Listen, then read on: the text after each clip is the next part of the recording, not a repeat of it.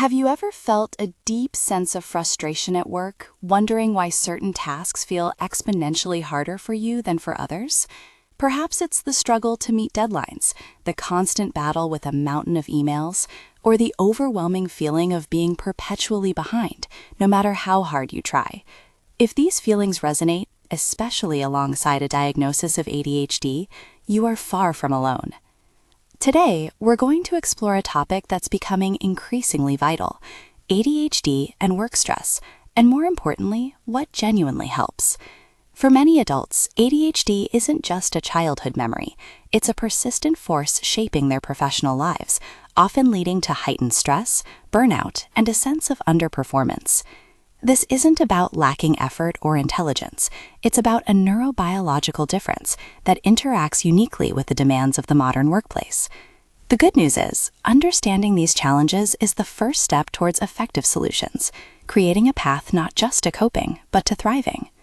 The impact of ADHD in professional settings is profound, stemming from a cluster of core symptoms that can manifest as significant workplace difficulties. Let's break some of these down. First, there's inattention. This isn't just occasional daydreaming. It's a consistent difficulty maintaining focus on tasks, being easily sidetracked by environmental stimuli or internal thoughts, and a pervasive forgetfulness concerning important details, tasks, or deadlines. Learning and processing new information can also become a struggle, setting the stage for chronic stress. Then we have executive function deficits, a cornerstone of ADHD challenges. Think of your executive functions as your brain's air traffic controller, managing planning, prioritization, time management, and task initiation. For someone with ADHD, this controller might be understaffed or prone to distractions. This often results in procrastination, difficulty assessing workload, and a poor perception of how long tasks will actually take. Initiating that crucial but perhaps less stimulating project becomes a Herculean effort. Emotional dysregulation is another significant, often overlooked aspect. This refers to an inability to control or regulate emotions effectively. Imagine a situation where constructive criticism feels like a personal attack, or a minor setback triggers intense frustration and anxiety. This heightened sensitivity can lead to strained interpersonal relationships and significantly elevate stress levels in the workplace. We also see traits like hyperactivity, manifesting as restlessness or fidgeting, a difficulty remaining seated in long meetings, or an urge to talk excessively, and impulsivity, which might show up as quick, unfiltered decisions, interrupting colleagues, or low frustration tolerance. These behaviors, while not always intentional, can sometimes lead to misunderstandings or conflicts. Finally, there's the paradox of hyperfocus. While it sounds positive and can be an amazing asset when fully engaged in a stimulating task, it can also lead to tunnel vision, causing other crucial responsibilities to be neglected. Conversely, routine or boring tasks often lead to significant disengagement, making consistency incredibly difficult. All of these factors together play working adults with ADHD at a higher risk for occupational burnout, chronic fatigue, and even long-term sick leave, often alongside co-occurring mental health issues like anxiety or depression. Now, why is this topic gaining so much traction?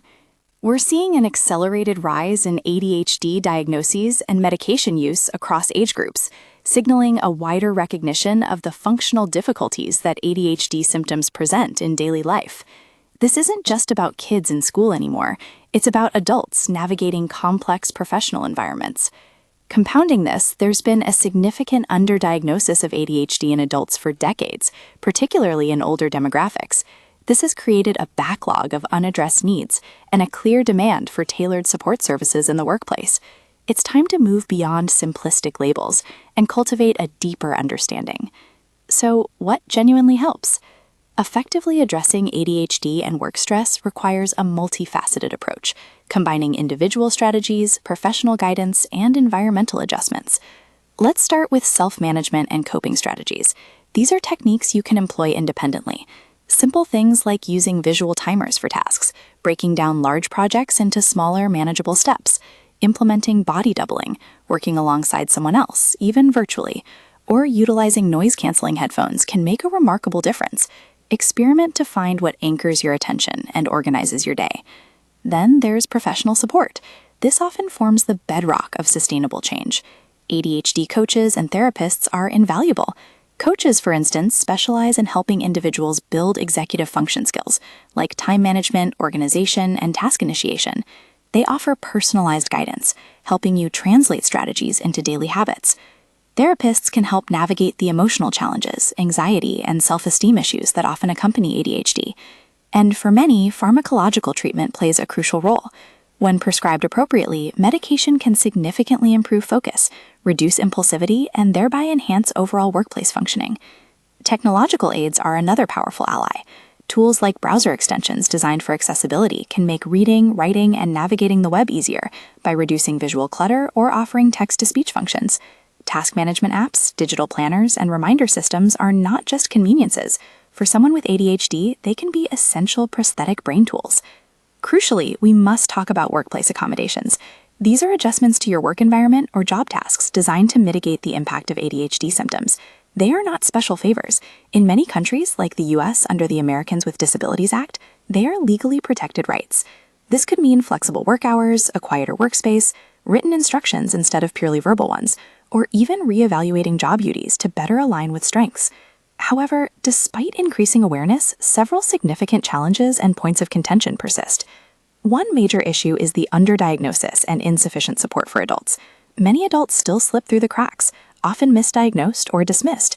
Even when diagnosed, there's a scarcity of healthcare providers truly knowledgeable about effective interventions beyond basic diagnostic criteria, especially for functional adults. We need interventions focused not just on organization, but on the nuanced complexity of executive function. Then there's the disclosure dilemma and pervasive stigma. This is a heavy burden. Employees with ADHD often face immense stress about whether to tell their employers about their diagnosis. The fear is palpable. Fear of stigma, social rejection, bullying, losing out on promotions, or even job termination. This leads many to work incredibly hard to compensate and conceal their condition, which is exhausting and unsustainable. Society's tendency to label certain behaviors as difficult, rather than understanding the underlying neurobiological condition, only makes this worse. The concept of reasonable accommodations itself can be subjective. While mandated, what constitutes reasonable can vary, and the idea of undue hardship for an employer remains a significant point of contention. What might be reasonable in one context might be deemed an undue burden in another. Currently, much of the burden for identifying, requesting, and implementing accommodations and aids often falls squarely on the employee.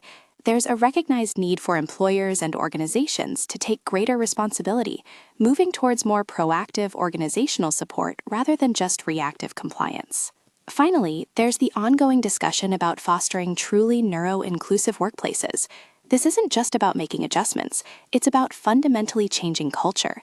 It involves implementing neurodiverse hiring practices, adjusting interview processes, and cultivating an environment where colleagues are genuinely empathetic and understanding of diverse working styles, recognizing them as strengths, not deficits. Looking ahead, the journey to effectively managing ADHD and work stress requires a continued, multifaceted approach. We must press on in addressing persistent diagnostic gaps, actively working to dismantle the pervasive stigma associated with ADHD, and ensuring that interventions are precisely tailored to the complex nature of executive function deficits. The ultimate goal is to cultivate truly inclusive and supportive work environments that celebrate neurodiversity. This means organizations taking greater responsibility, moving beyond mere legal compliance to fostering a culture where nuanced understanding replaces simplistic labels, where neurodiverse talent isn't just accommodated, but recognized, valued, and celebrated for the unique strengths and perspectives it brings. Because when we create environments where everyone can thrive, we all benefit.